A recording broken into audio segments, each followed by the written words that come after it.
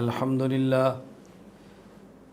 لله نحمده ونستعينه ونستغفره ونؤمن به ونتوكل عليه ونعوذ بالله من شرور أنفسنا ومن سيئات أعمالنا من يهده الله فلا مضل له ومن يضلل فلا هادي له ونشهد أن لا إله إلا الله وحده لا شريك له ونشهد أن سيدنا ومولانا محمدا عبده ورسوله أما بعد فأعوذ بالله من الشيطان الرجيم بسم الله الرحمن الرحيم وقرن في بيوتكن ولا تبرجن تبرج الجاهلية الأولى وأقمنا الصلاة وآتينا الزكاة وأطعنا الله ورسوله إنما يريد الله ليذهب عنكم الرجس أهل البيت ويطهركم تطهيرا عن ابن عباس رضي الله عنهما قال رسول الله صلى الله عليه وسلم أحب الله لما يغزوكم من نعمه وأحبوني بحب الله وأحبوا أهل بيتي بحبي يا رب صل وسلم دائما أبدا على حبيبك خير الخلق كلهم هو الحبيب الذي ترجى شفاعته لكل هول من الأهوال مقتحم اللهم صل على محمد وعلى آل محمد كما صليت على إبراهيم وعلى آل إبراهيم إنك حميد مجيد اللهم بارك على محمد وعلى آل محمد كما باركت على إبراهيم وعلى آل إبراهيم إنك حميد مجيد۔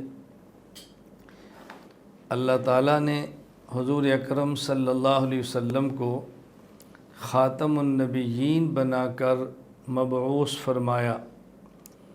حضور اکرم صلی اللہ علیہ وسلم کو نبوت اور ختم نبوت کے لیے منتخب فرمایا، اور آپ کے لیے آپ کے ساتھ ایسے افراد کا انتخاب فرمایا کہ جو رسول اکرم صلی اللہ علیہ وسلم کی خواہشات پر پورا اترتے رہے اور آپ کی ضرورتوں کو اپنی جان اور مال دے کر مکمل کرتے رہے۔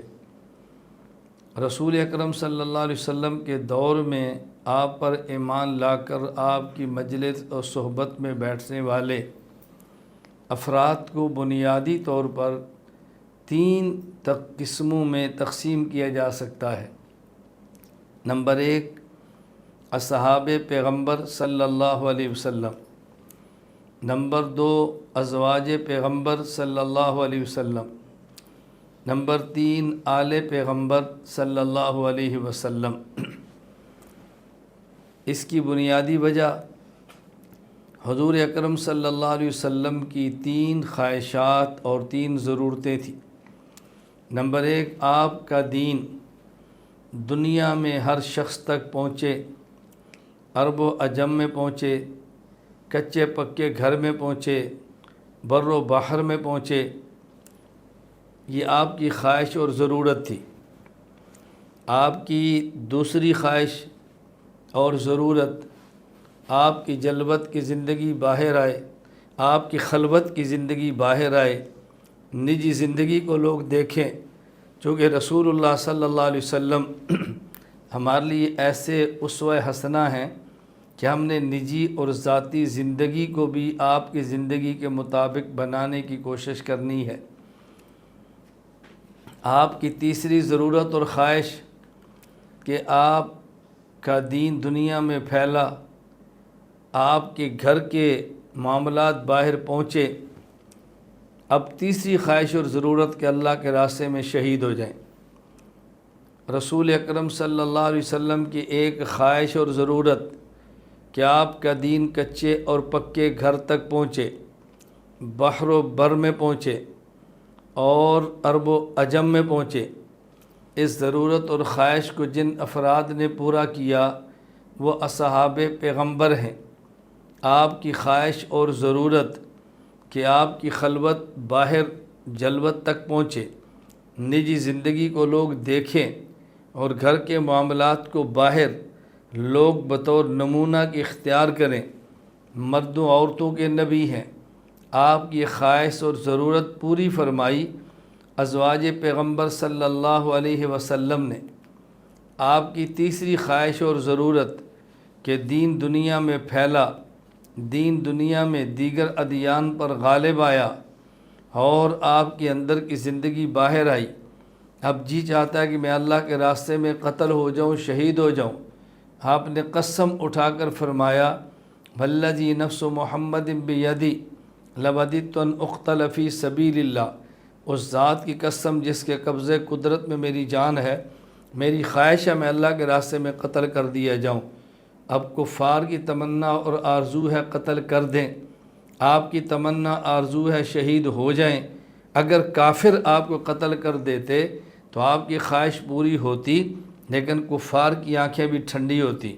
اللہ رب العزت نے آپ کے وجود کو محفوظ رکھا۔ واللہ یعصمک من الناس، اعلان فرمایا کہ دنیا کا کوئی شخص آپ کو قتل نہیں کر سکتا۔ تو یہ خواہش کی تکمیل جنہوں نے کی وہ ہے آل پیغمبر صلی اللہ علیہ وسلم۔ اولاد کا کٹ جانا یہ باپ کا کٹ جانا ہے، اور بس اوقات باپ اپنی ذات پر اولاد کو ترجیح دیتا ہے۔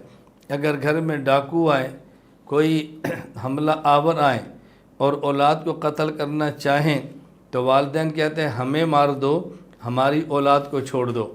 تو اولاد کا کٹ جانا یہ والدین کا کٹ جانا ہے۔ حضرت حسین ابن علی زہرا کے بیٹے ہیں، نبوت کا خون اور جگر کے ٹکڑے ہیں، تو ان کا کٹ جانا گویا پیغمبر کا شہید ہو جانا ہے، گویا پیغمبر کا کٹ جانا ہے۔ میں اس لیے بات عرض کر رہا ہوں کہ باپ بیٹے کا جز ہے، تو یہ خواہش آپ کی پوری کی ہے حضرات آل پیغمبر صلی اللہ علیہ وسلم نے۔ لہٰذا ہم سبق میں 3 عنوان پر بات کریں گے۔ پہلے ہم نے سبق پڑھا اصحاب پیغمبر کے بارے میں، پھر سبق پڑھا ازواج پیغمبر کے بارے میں، اب سبق پڑھیں گے آل پیغمبر کے بارے میں صلی اللہ علیہ وسلم، کہ ہمارے نظریات و عقائد اصحاب پیغمبر کے بارے میں کیا ہوں، ازواج پیغمبر کے بارے میں کیا ہوں، آل پیغمبر کے بارے میں کیا ہوں۔ پھر اس کے بعد ہم آخری اور چوتھا سبق پڑھیں گے کہ ان اصحاب پیغمبر اور ازواج پیغمبر کے درمیان، اصحاب پیغمبر آل پیغمبر کے درمیان کچھ غلط فہمیاں ہوئیں جس کی بنیاد پہ اختلافات شدت اختیار کر گئے، بات جنگ و جدل اور قتال تک پہنچی، جس کو مشاجرات صحابہ کہتے ہیں رضی اللہ عنہم۔ ان میں ہمارا عقیدہ کیا ہونا چاہیے، اہل سنت والجماعت احناف دیوبند کا موقف کیا ہے۔ تو ہم 4 اسباق پڑھیں گے، 2 پڑھ لیے، تیسرا آج ہے اور چوتھا اس کے بعد۔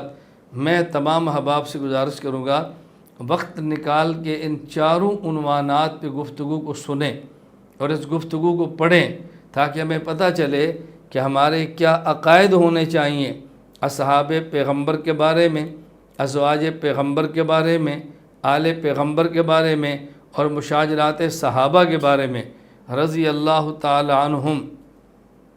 میں سب سے پہلے آل پیغمبر صلی اللہ علیہ وسلم کے بارے میں بہت اجمال اور اختصار کے ساتھ 10 عقائد پیش کروں گا، پھر ہر ایک عقیدہ پر حوالہ اور دلیل سے مختصر بات کروں گا۔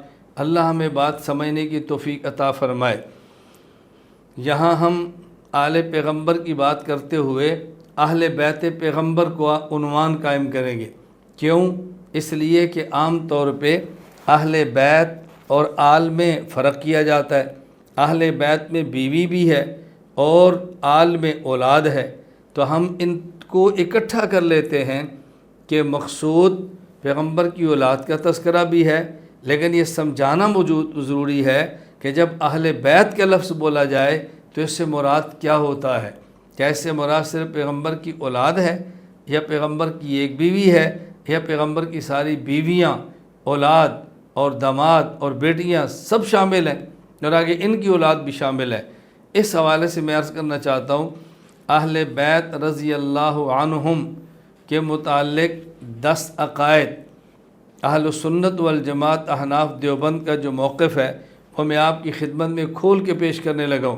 پہلے اجمالاً بات کرتے ہیں اور پھر انشاءاللہ تفصیلاً بات کریں گے۔ اہل بیت رضی اللہ عنہم کے متعلق 10 عقائد کا جاننا اور سمجھنا ضروری ہے۔ اہل بیت رضی اللہ عنہم کے متعلق عقیدہ نمبر 1، اہل بیت سے مراد حضور اکرم صلی اللہ علیہ وسلم کی بیویاں، اولاد، داماد اور بیٹیوں کی اولاد ہے۔ عقیدہ نمبر 2، اہل بیت رضی اللہ عنہم کو ایمان اور حضور اکرم صلی اللہ علیہ وسلم سے رشتہ داری کی وجہ سے دوہری عظمت حاصل ہے۔ اہل بیت رضی اللہ عنہم کے متعلق عقیدہ نمبر 3، اہل بیت رضی اللہ عنہم سے محبت ایمان کی اور ان سے بغض نفاق کی علامت ہے۔ اہل بیت رضی اللہ عنہم کے متعلق عقیدہ نمبر 4، اہل بیت رضی اللہ عنہم یہ حجت ہے۔ اہل بیت رضی اللہ عنہم کے متعلق عقیدہ نمبر 5، اہل بیت رضی اللہ عنہم کا احترام حضور اکرم صلی اللہ علیہ وسلم سے قرابت کی وجہ سے امت پر فرض ہے۔ اہل بیت رضی اللہ عنہم کے متعلق عقیدہ نمبر 6، اہل بیت رضی اللہ عنہم میں سے حضرت علی المرتضیٰ رضی اللہ عنہ چوتھے خلیفہ راشد ہیں۔ اہل بیت رضی اللہ عنہم کے متعلق عقیدہ نمبر 7، اہل بیت رضی اللہ عنہم میں سے حضرت علی المرتضیٰ رضی اللہ عنہ شہر علم کا دروازہ ہیں۔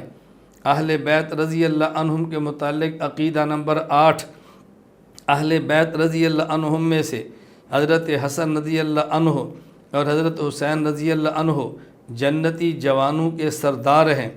اہل بیت رضی اللہ عنہم کے متعلق عقیدہ نمبر 5، اہل بیت رضی اللہ عنہم میں سے حضرت فاطمہ رضی اللہ عنہا جنتی عورتوں کی سردار ہیں۔ اہل بیت رضی اللہ عنہم کے متعلق عقیدہ نمبر 10، اہل بیت رضی اللہ عنہم میں سے کسی ایک کی محبت میں غلو اور حد سے تجاوز کرنا یہ درست نہیں، جائز نہیں۔ اب ہم قدر تفصیل سے بات کرتے ہیں۔ اہل بیت رضی اللہ عنہم کے متعلق عقیدہ نمبر 1، اہل بیت رضی اللہ عنہم سے مراد حضور اکرم صلی اللہ علیہ وسلم کی بیویاں، اولاد، داماد اور بیٹیوں کی اولاد ہے بیٹیوں کی اولاد ہے۔ حضور اکرم صلی اللہ علیہ وسلم کی ازواج مطہرات کا اہل بیت ہونا قرآن کریم سے ثابت ہے، اور حضور اکرم صلی اللہ علیہ وسلم کی اولاد، داماد اور نواسوں کا اہل بیت ہونا رسول اللہ صلی اللہ علیہ وسلم کے فرمان حدیث مبارک سے ثابت ہے۔ قرآن کریم سورۃ الاحزاب آیت نمبر 33 اللہ تعالیٰ ارشاد فرماتے ہیں، وَقَرْنَ فِي بُيُوتِكُنَّ وَلَا تَبَرَّجْنَ تَبَرُّجَ الْجَاهِلِيَّةِ الْأُولَى وَأَقِمْنَ الصَّلَاةَ وَآتِينَ الزَّكَاةَ وَأَطِعْنَ اللَّهَ وَرَسُولَهُ إِنَّمَا يُرِيدُ اللَّهُ لِيُذْهِبَ عَنكُمُ الرِّجْسَ أَهْلَ الْبَيْتِ وَيُطَهِّرَكُمْ تَطْهِيرًا۔ اپنے گھروں میں سکون سے رہو، قدیم جاہلیت کی طرح زیب و زینت کے اظہار نہ کرو، نماز قائم کرو، زکوٰۃ ادا کرو، اللہ اور اس کے رسول صلی اللہ علیہ وسلم کی اطاعت کرو۔ اے نبی کے اہل بیت، اللہ تعالیٰ یہی چاہتا ہے کہ تم سے گندگی کو دور رکھے اور تمہیں خوب پاکیزگی عطا فرمائے۔ اب اس آیت کریمہ میں اللہ رب العزت فرما رہے ہیں، انما یرید اللہ لیذھب عنکم الرجس اہل البیت۔ اہل بیت سے مراد کیا ہے؟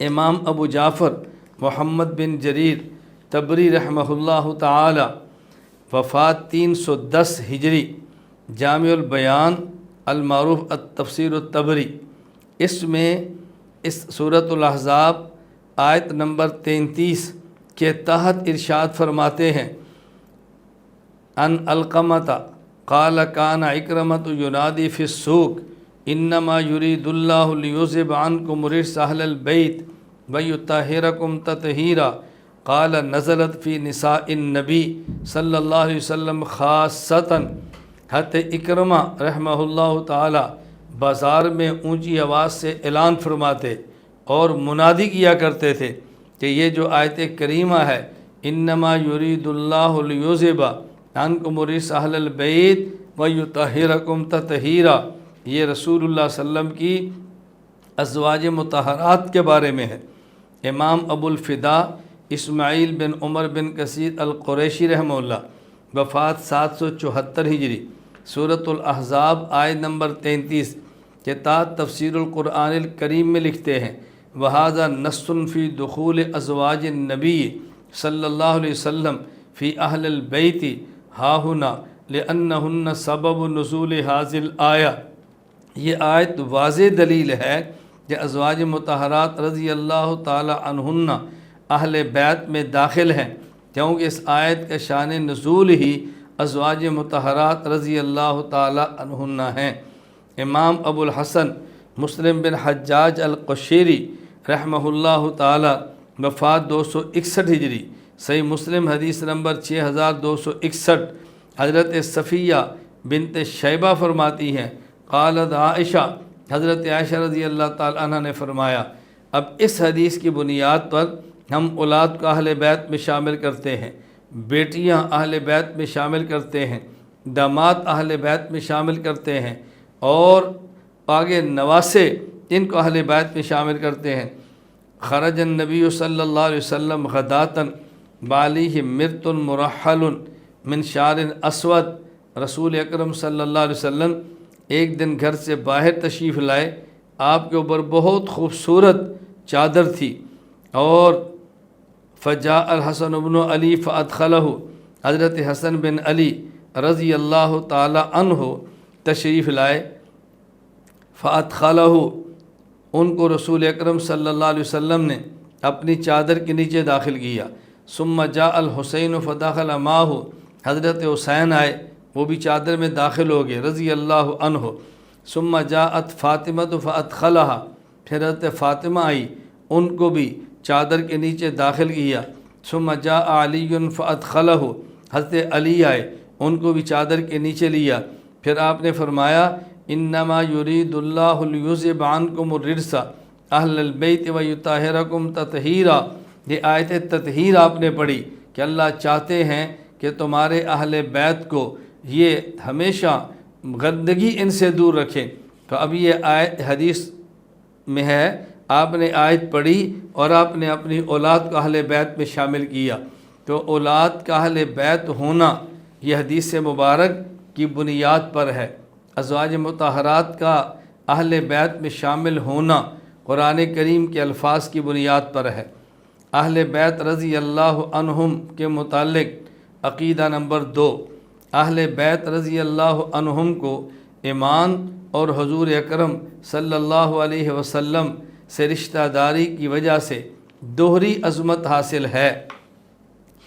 شیخ ابراہیم بن عبداللہ فاطمہ بنت النبی صلی اللہ علیہ وسلم سیرتہا فضائلہا مسندہا، اس کے تحت ارشاد فرماتے ہیں ان المسلمین والمسلمات من آل البیت الذین شاہدوا النبی صلی اللہ علیہ وسلم دخلوا الفضائل من ابواب عدہ، باب فضائل صحابت عموماً و باب فضائل آل البیت، یقیناً اہل بیت میں سے وہ مسلمان مرد و عورتیں جنہوں نے نبی کریم صلی اللہ علیہ وسلم کا زمانہ پایا اور آپ سے ملاقات کی، وہ کئی اعتبارات سے فضیلت کے مستحق ٹھہرے ہیں، ایک تو صحابہ ہونے کی حیثیت سے اور دوسرا اہل بیت میں شامل ہونے کی حیثیت سے، تو دوہری عظمت ہوگی۔ دلیل امام ابو عبداللہ محمد بن اسماعیل بخاری رحمہ اللہ، وفات 356 ہجری، صحیح بخاری حدیث نمبر 3717، حضرت عبداللہ بن عمر رضی اللہ عنہما حضرت ابو بکر رضی اللہ عنہ کا ارشاد نقل کرتے ہیں، آپ نے فرمایا ارقبوا محمدً صلی اللہ علیہ وسلم فی اہل بیت ہی، اہل بیت کی تعظیم کر کے حضور اکرم صلی اللہ علیہ وسلم کی نسبت کا خیال کیا کرو۔ دلیل امام ابو عیسیٰ محمد بن عیسیٰ بن سورہ ترمذی رحمہ اللہ، وفات 279 ہجری، سنن ترمذی حدیث نمبر 3789 80 اور 9۔ عبداللہ بن عباس رضی اللہ عنہما فرماتے ہیں رسول اللہ صلی اللہ علیہ وسلم نے فرمایا احب اللہ لما یغزوکم من نعمی، اللہ سے محبت کرو، کیوں؟ اللہ تمہیں اپنی نعمتیں عطا فرما رہے ہیں۔ وَأَحِبُّونِي بِحُبِّ اللَّهِ، اور مجھ سے محبت کرو، کیوں؟ اللہ مجھ سے محبت کرتے ہیں۔ وَأَحِبُّوا أَهْلَ الْبَيْتِ بِحُبِّي، اور اہل بیت سے محبت کرو، کیوں؟ اس لیے کہ اہل بیت سے میں محبت کرتا ہوں۔ تو کتنی واضح بات ہے کہ اہل بیت سے محبت کرنی چاہیے، ایمان کی وجہ سے بھی اور رسول اللہ صلی اللہ علیہ وسلم کی رشتہ داری کی وجہ سے بھی۔ اہل بیت رضی اللہ عنہم سے متعلق عقیدہ نمبر 3، اہل بیت سے محبت ایمان کی علامت اور اہل بیت سے بغض نفاق کی علامت۔ شیخ ابو مریم بن محمد الاعظمی الحجت الدامعات لنقد کتاب المراجعات، اس میں لکھتے ہیں ان محبتہم من لوازم الایمان وان بغضہم دلالت علی النفاق، صحابہ سے محبت کرنا یہ ایمان کا تقاضا ہے، اور صحابہ سے بغض رکھنا یہ نفاق کی نشانی ہے۔ دلیل امام ابو الحسن مسلم بن حجاج القشیری رحمہ اللہ، وفات 261 ہجری، صحیح مسلم حدیث نمبر 240، کہتے ہیں عن زر قال قال علی رضی اللہ عنہ والذی فلق الحبۃ وبرأ النسمۃ انہ لعہد النبی صلی اللہ علیہ وسلم الی اللہ یحبنی الا مؤمن ولا یبغضنی الا منافق۔ حضرت علی نے قسم اٹھائی، قسم اس ذات کی جس نے دانہ چیر کر اس میں سے کونپل نکالی، جاندار کو پیدا کیا، بے شک رسول اکرم صلی اللہ علیہ وسلم نے بطور عہد یقینی طور پر مجھے یہ بات فرمائی تھی کہ فرمایا علی نے کہ حضور نے مجھے فرمایا کہ مجھ سے محبت وہی کرے گا جو مومن ہو، اور مجھ سے بغض وہی رکھے گا جو کہ منافق ہو۔ یعنی علی سے محبت وہی رکھے گا جو ایمان والا ہو، اور علی سے بغض وہی رکھے گا جو کہ نفاق والا ہو۔ یہاں ایک اشکال ذہن نشین فرما لیں۔ کسی کے ذہن میں آتا ہے کہ حضرت علی رضی اللہ تعالی عنہ سے حضرت معاویہ رضی اللہ تعالی عنہ کا اختلاف ہوا اور جھگڑا ہوا، بات قتل و قتال تک پہنچی، تو آدمی جس سے لڑتا ہے اس سے محبت تو نہیں کرتا، تو پھر آپ کہہ سکتے ہیں حضرت معاویہ رضی اللہ عنہ اس حدیث کی بنیاد پر علی سے چونکہ محبت نہیں کرتے تو بقول علی کے ان کے اندر علامت نفاق ہوگی؟ جواب ہرگز نہیں، ہرگز نہیں۔ کیوں؟ ایک ہے کسی سے اختلاف ہونا اور ایک ہے کسی سے بغض رکھنا۔ کسی سے اختلاف یہ دلیل بغض نہیں ہوتا، جب آدمی کسی اختلاف بھی کرتا ہے اور اسے بغض بھی نہیں ہوتا۔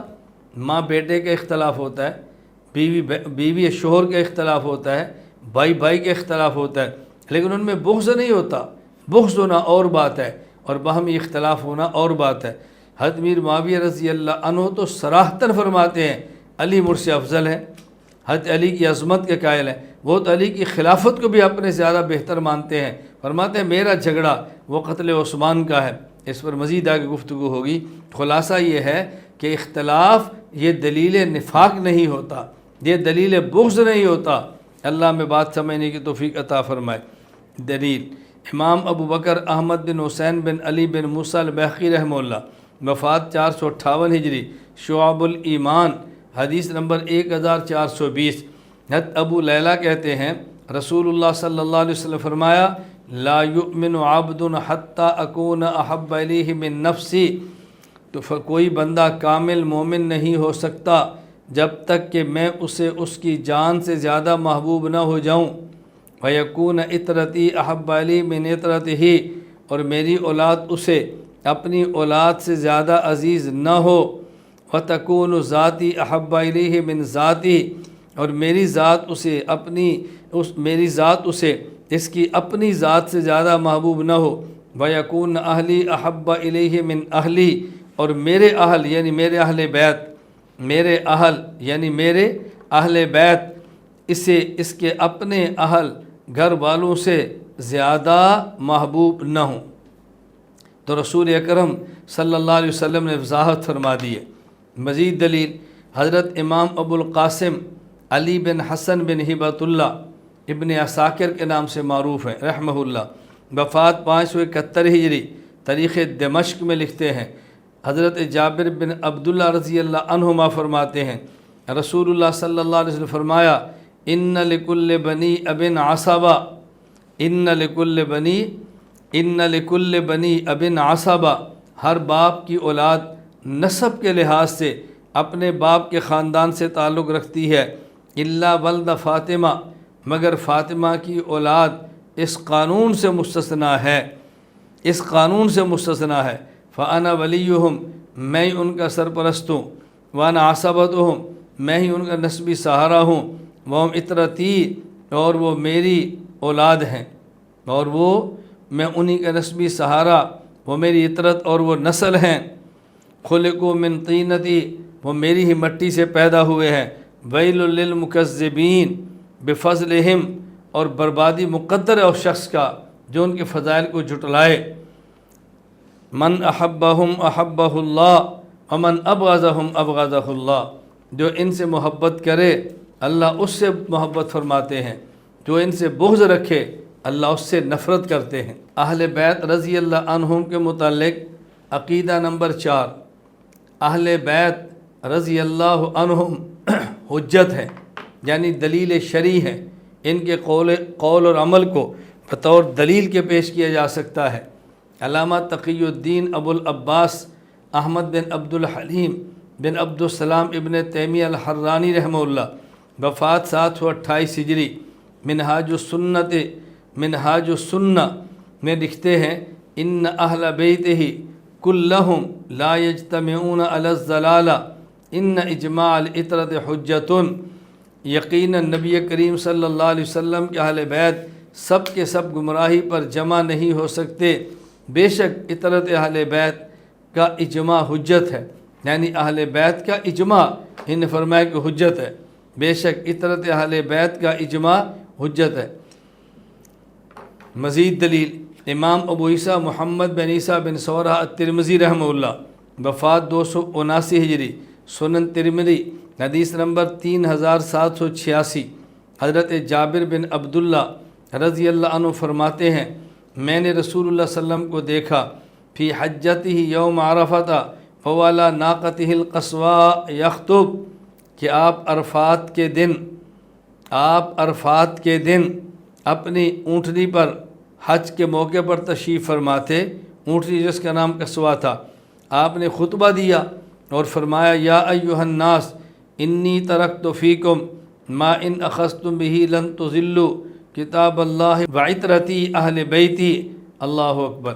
या अय्युहन्नास इन्नी तरक्तु फ़ीकुम, या लोगो मैं तुम्हारे अंदर छोड़ के जा रहा हूँ, मा इन अख़ज़्तुम बिही लन तज़िल्लु, अगर तुम इसको थाम लोगे, पकड़ के रखोगे, तो ये ज़हन रख लो तुम कभी भी गुमराह नहीं होगे। और फरमाया वो क्या चीज़ें हैं, किताब अल्लाह नंबर 1 कुरान करीम, वाइतरती अहल बैती नंबर 2 मेरे अहले बैत, इनको मजबूती से थामो तुम कभी गुमराह नहीं होगे।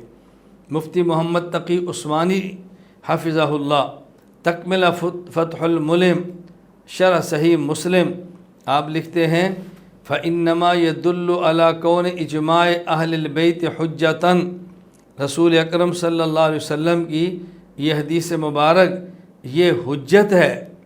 अहले बैत का इजमा होना ये हदीस पाक से साबित हो रहा है कि अहले बैत का इजमा हुज्जत है, बेशर्त यकून यसबुत इजमाहुम बेतरीक़िन सहीहिन मौसूक़िन बिही, हाँ ये शर्त है कि उनका इजमा किसी दुरुस्त और काबिल एतमाद तरीके से साबित हुआ। यानी अहले बैत का इजमा हुज्जत है, लेकिन हमारे पास उनका इजमा किसी दलील से पहुँचाओ। अगर वैसे ही को कह दे कि अहले बैत का इजमा है और इजमा साबित न कर सके तो ये बात अलग है। अहले बैत रज़ी अल्लाह अन्हुम के मुतालिक अक़ीदा नंबर 5, अहले बैत रज़ी अल्लाह अन्हुम का एहतराम, हुज़ूर अकरम सल्लल्लाहु अलैहि वसल्लम से क़राबत تی وجہ سے امت پر فرض ہے۔ قاضی ابو الفضل ایاز بن موسیٰ بن ایاز مالکی رحمہ اللہ، وفات 544 ہجری۔ الشفاء بتعریف حقوق المصطفیٰ صلی اللہ علیہ وسلم، الفصل الخامس، ومن توقیرہ صلی اللہ علیہ وسلم وبرہ وبر آلہ وذریاتہ وذریتہ وامہات المؤمنین ازواجہ، رسول اکرم صلی اللہ علیہ وسلم کی تعظیم اور توقیر اور ان کے ساتھ محبت، ان کے ساتھ تعلق کی نشانی کیا ہے؟ بر آلہ، آپ کی اولاد کے ساتھ حسن سلوک، وذریتہ، آپ کی اولاد ان کے ساتھ حسن سلوک، وامہات المؤمنین ازواجہ، اور امہات المومن جو پیغمبر کی بیوی ہیں ان کے ساتھ، معرفتہ یا معرفت مکانہم من النبی صلی اللہ علیہ وسلم، ان کا احترام بندہ اس وجہ سے کرتا ہے کہ وہ رسول اللہ صلی اللہ علیہ وسلم کا احترام کرتا ہے۔ وَإِذَا عَرَفَهُمْ بِذَلِكَ عَرَفَ وُجُوبَ حَقِّهِمْ وَحُرْمَتِهِمْ بِسَبَبِهِ، جو شخص انہیں کی نسبت سے پہچانتا ہے یعنی نبی پاک صلی اللہ علیہ وسلم کی نسبت سے، جو اہل بیت کو اس نسبت سے پہچانتا ہے تو ان کے حق اور حرمت کی فرضیت کو بھی پہچان لیتا ہے، کیونکہ سب کچھ نبی کریم صلی اللہ علیہ وسلم کے سبب ہے۔ امام ابو عبداللہ محمد بن اسماعیل بخاری رحمہ اللہ، وفات 256 ہجری، صحیح بخاری حدیث نمبر 4035۔ حضرت عائشہ رضی اللہ تعالی عنہ فرماتی ہیں، ان فاطمہ علیہ السلام والعباس اتیا ابا بکر یلتمسان میراثہما ارضہ من فدق وسہمہ من خیبر۔ حضرت فاطمہ الزہرا، حضرت عباس رضی اللہ عنہما دونوں حضرت ابو بکر صدیق کے پاس آئے، کہا جی ہمارے باپ کی ہمیں رسول اللہ صلی اللہ علیہ وسلم کی میراث دو، کیوں؟ عباس آپ کے چچا ہیں اور فاطمہ آپ کی بیٹی ہے، اور ہمیں یہ فدق میں زمین دو اور خیبر میں حصہ دو۔ حضرت ابو بکر رضی اللہ عنہ نے فرمایا، سمیت النبی صلی اللہ علیہ وسلم یقول، میں نے اللہ کے نبی کو فرماتے سنا ہے، لا نورث ما ترکنا صدقۃ، جو مال ہم چھوڑ کر جائیں وہ مال صدقہ ہوگا، انما یاکل آل محمد فی ھذا المال، اہل بیت اس مال سے کھاتے رہیں، واللہ لقرابۃ رسول اللہ صلی اللہ علیہ وسلم احب الی من ان اصل من قرابتی، اور اللہ کی قسم اٹھا کر کہتا ہوں اہل بیت کی عزت اور احترام، اللہ اکبر، اہل بیت کی عزت اور احترام، فرمایا یہ مجھے اپنی قرابت سے زیادہ محبوب ہے، مجھے اپنی اولاد اتنی پیاری نہیں ہے جتنی مجھے اہل بیت پیارے ہیں۔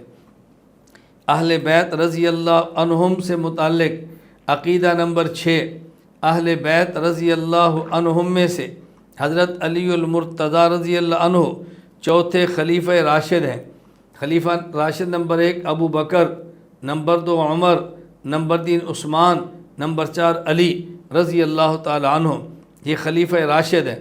امام ابو جعفر احمد بن محمد بن سلامہ طحاوی رحمہ اللہ، وفات 321 ہجری، العقیدۃ الطحاویہ، فرماتے ہیں بنسبت الخلافت بعد النبی صلی اللہ علیہ وسلم اولا ابی بکر صدیق رضی اللہ عنہ تفضیل اللہ و تقدیما علی جمیع الامہ، ہم خلافت پیغمبر کے بعد ابو بکر صدیق کے لیے مانتے ہیں کیوں وہ سب سے اعلیٰ اور افضل ہیں، ثم عمر بن الخطاب، پھر عمر بن خطاب کے لیے، ثم عثمان رضی اللہ عنہ، پھر عثمان غنی کے لیے، ثم علی بن ابی طالب، پھر علی بن ابی طالب کے لیے رضی اللہ عنہم، وہم الخلفاء الراشدون والائمۃ المہتدون الذین قضوا بالحق وکانوا بہ یعدلون، یہ خلفاء راشدین ہیں یا ائمہ ہدایت یافتہ ہیں، ان نے فیصلے حق کے ساتھ کیے اور امت میں عدل کرتے ہوئے دنیا سے رخصت ہو گئے۔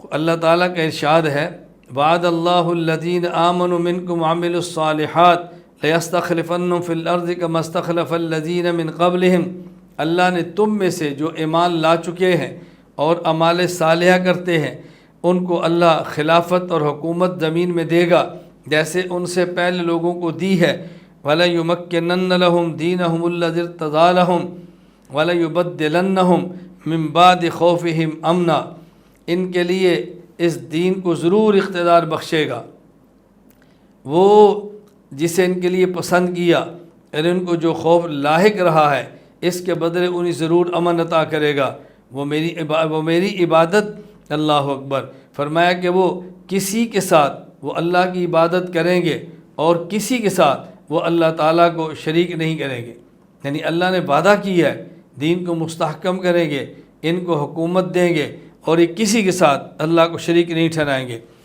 یہ جو آیت کریمہ ہے، اس آیت کریمہ میں ایک ہے آمنو، ایمان لا چکے ہوں، دوسرا ہے منکم، وہ ان میں سے ہوں، تو معلوم ہوتا ہے یہ 4 خلفۂ راشدین کے لیے جب یہ آیت نازل ہوئی تھی اس وقت حضرت حسن رضی اللہ عنہ بچے ہیں، حضرت حسین رضی اللہ عنہ بچے ہیں، حضرت معاویہ رضی اللہ عنہ ایمان نہیں لائے، تو آیت کا مصداق یہ 4 خلفاء ہیں، آیت کا مصداق یہ 4 خلفاء۔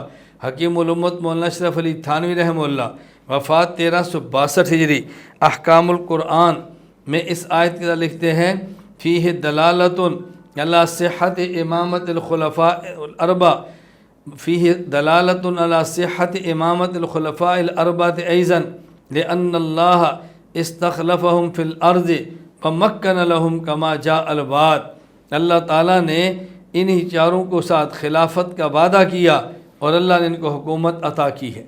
امام ابو عیسیٰ محمد بن عیسیٰ بن سورہ ترمذی رحمہ اللہ، وفات 279 ہجری، سنن ترمذی حدیث نمبر 2266۔ حضرت سعید بن جمحان کہتے ہیں حضرت سفینہ رضی اللہ عنہ نے حدیث بیان کی، رسول اللہ صلی اللہ علیہ وسلم نے فرمایا الخلافت فی امتی 30 سنہ، میری امت میں خلافت 30 سال ہوگی، ثم ملک بعد ذالک، پھر اس کے بعد بادشاہت ہوگی۔ پھر حضرت سفینہ نے اپنے شاگرد سعید بن جمحان سے کہا امسک خلافت ابی بکر، نمبر 1 خلافت ابو بکر، ثم قال و خلافت عمر، نمبر 2 خلافت عمر رضی اللہ عنہ، نمبر 3 و خلافت عثمان، حضرت عثمان کی خلافت، نمبر 4 ثم قال امسک خلافت علی، پھر حضرت علی کی خلافت کو مضبوطی سے تھامو، فوجدناہا 30 سنہ، کہتے ہم نے دیکھا یہ 4 کی خلافت کی مدت 30 سال بنتی ہے۔ یہاں یہ بات ذہن نشین فرما لیں کہ یہ امر تقریبی ہے، امر تحقیقی نہیں ہے، یعنی یہ نہیں کہ 4 سال سے کوئی ایک دن کم یا زیادہ نہیں ہو سکتا، تقریباً 30 سال سے کوئی ایک دن کم یا زیادہ نہیں ہو سکتا، بلکہ یہ امر تقریبی ہے، یعنی تقریباً 30 سال بنتی ہے۔ اہل بیت رضی اللہ عنہم کے متعلق عقیدہ نمبر 7، اہل بیت رضی اللہ عنہم میں سے حضرت علی المرتضیٰ رضی اللہ عنہ شہر علم کا دروازہ ہے۔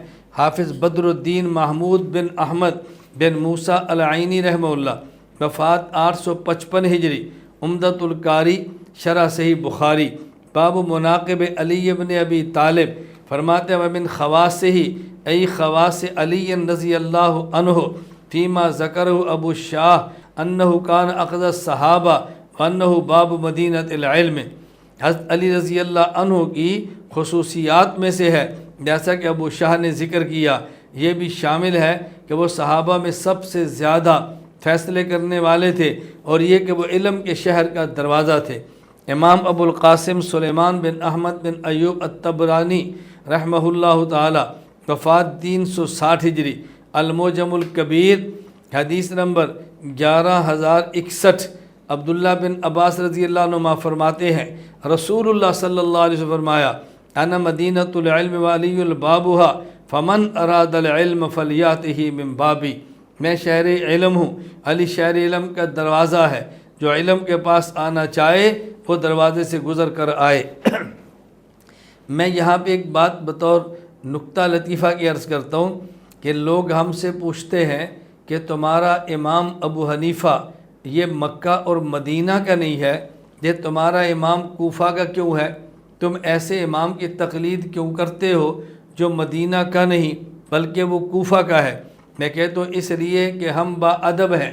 لوگ کہتے تم براہ راست مدینہ نہیں جاتے، براستہ کوفہ جاتے ہو۔ میں نے کہا اس لیے کہ با ادب ہے۔ کہا جی یہ با ادب سے اس کا کیا تعلق؟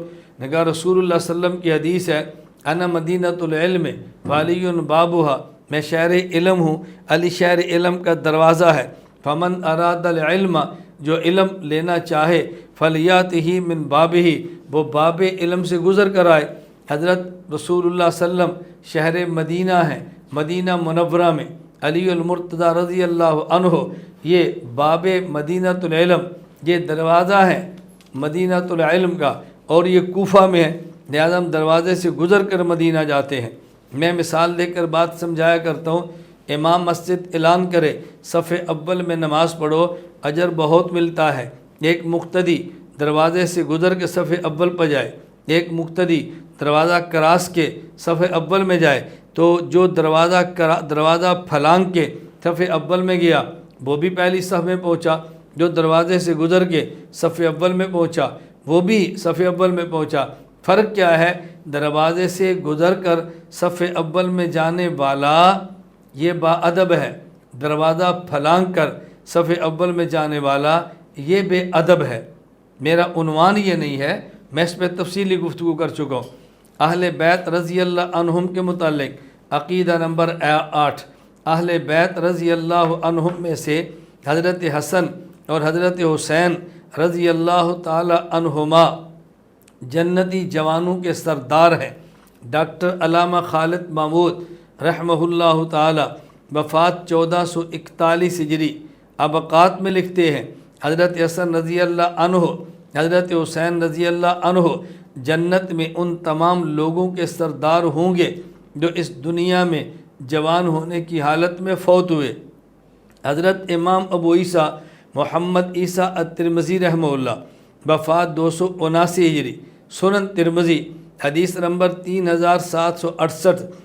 حضرت ابو سعید خدری رضی اللہ عنہ فرماتے ہیں، فرمایا رسول اللہ صلی اللہ علیہ وسلم نے، الحسن والحسین سیدہ شباب اہل الجنہ، میرے حسن اور میرے حسین یہ جنتی نوجوانوں کے سردار ہیں۔ یہاں ایک بات ذہن نشین فرما لیں، ایک حدیث پاک میں ہے ابو بکر و عمر رضی اللہ تعالی عنہ یہ جنتی بوڑھوں کے سردار ہیں، اور اس میں ہے حسن اور حسین جنتی جوانوں کے سردار ہیں۔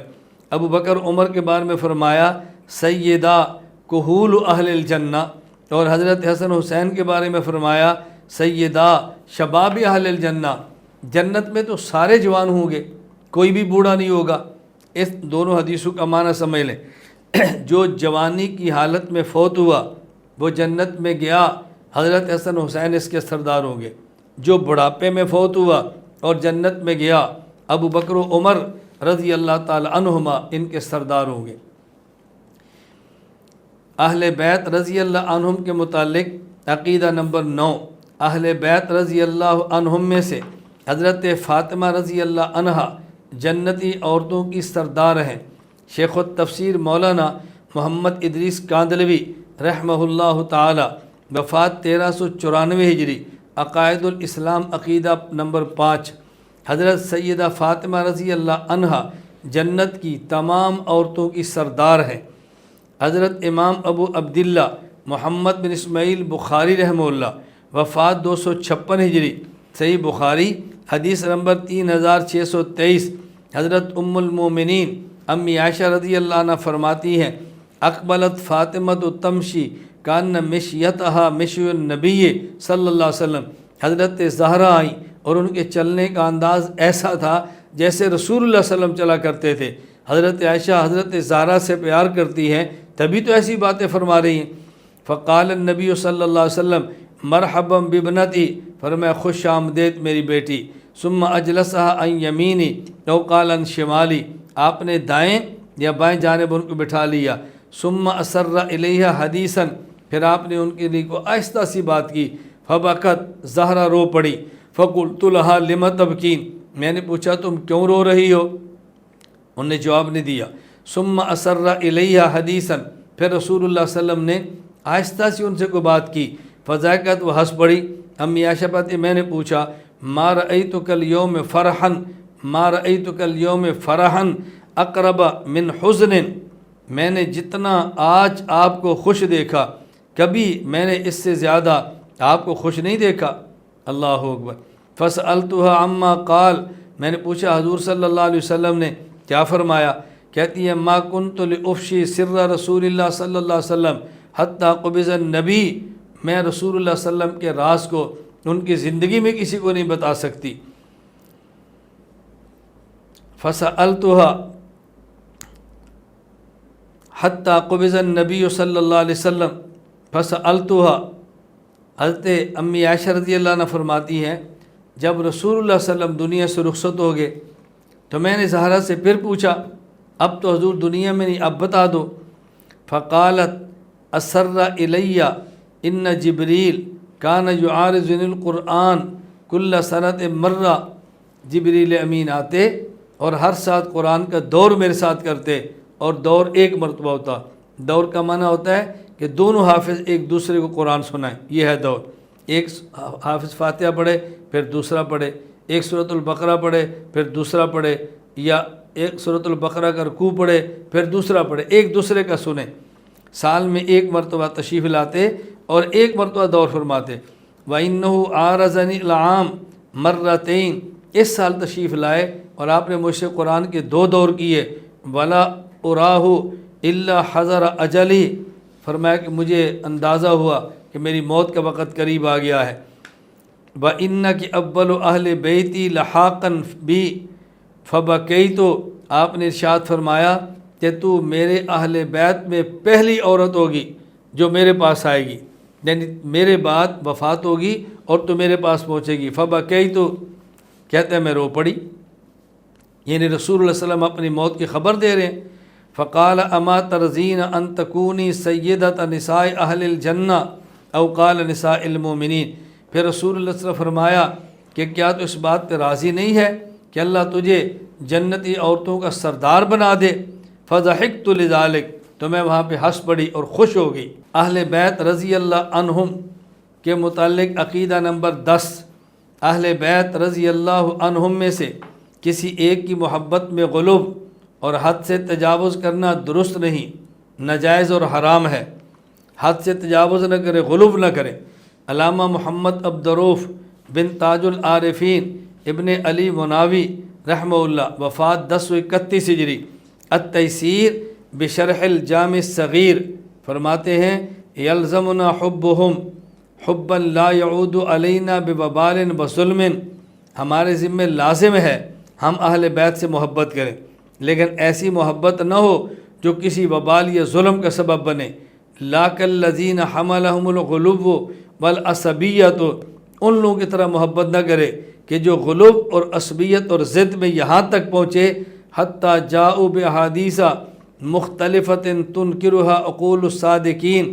ان نے من گھڑت ایسی حدیثیں بیان کی کہ جس کو سچے دل و دماغ والے قبول نہیں کر سکتے. حتیٰ اداہم ذالک الی ان طعنوا فی الشیخین وسبوہما. یہاں تک ان لوگوں نے حدیثیں گڑھی اور حضرت ابو بکر صدیق، حضرت عمر بن خطاب رضی اللہ عنہما، ان دونوں کے بارے میں طعن و تشنیع سے کام لیا اور ان کو گالیاں تک بکنے لگے. ایسی محبت نہیں ہونی چاہیے. حضرت امام ابو عبداللہ احمد بن محمد بن حنبل رحمہ اللہ، وفات 241 ہجری، مسند احمد حدیث نمبر 1305. حضرت علی رضی اللہ عنہ خود فرماتے ہیں قال علی النبی صلی اللہ علیہ وسلم، اللہ کے نبی نے مجھے فرمایا فی کا مثل من عیسیٰ، تمہاری مثال ایسے ہے جیسے حضرت عیسیٰ کی ہے. اب غزت الیہود، ان نے یہودیوں نے ان سے اتنا بغض رکھا کہ حتیٰ بہتو امہ، اتنی ان سے بغض رکھا کہ ان کی والدہ پہ تہمت باندھ دی. وَأَحَبَّتْهُ النَّصَارَى، اور نصارہ نے اتنا ان سے پیار کیا، اتنی محبت کی. حتیٰ انزلوہ بالمنزلۃ التی لیس بہ، ان کو اس مقام تک پہنچایا جو ان کا مقام نہیں تھا، یعنی ان کو خدا کہنے لگے. ثم قال یہلک فی رجلان، حضرت علی نے فرمایا میرے بارے میں 2 قسم کے بندے ہلاک اور برباد ہوں گے. محب مفرط، ایسا محبت کرنے والا جو حد سے تجاوز کرے. یقرضنی بما لیس فی، میرے لیے وہ ثابت کرے جو میرے اندر نہیں، یعنی خدا مان لے، سجدے کرے. ومبغض یحملہ شنعانی علی ان یبہتنی، اور وہ لوگ جو میرے بارے میں بغض رکھے حتیٰ کہ میری ذات پر تہمتیں باندھیں، یہ دونوں لوگ ہلاک اور برباد ہوں گے۔ اللہ تعالی ہم سب کو اہل بیت رضی اللہ عنہم کا خادم بنائے، غلام بنائے، ان کا نوکر بنائے، سچی محبت کرنے والا بنائے، ان کی اطاعت کرنے والا بنائے، اور اللہ مجھے اور آپ سب کو ان کے نقش قدم پر چلنے کی توفیق عطا فرمائے، اور جنت میں اللہ ہمیں ان کے پیچھے ان کی جگہوں تک پہنچائے۔ اللہ مجھے اور آپ سب کو یہ عقائد سیکھ کر پوری دنیا میں پھیلانے کی توفیق عطا فرمائے، سکھانے کی توفیق عطا فرمائے۔ وآخر دعوانا ان الحمد للہ رب العالمین۔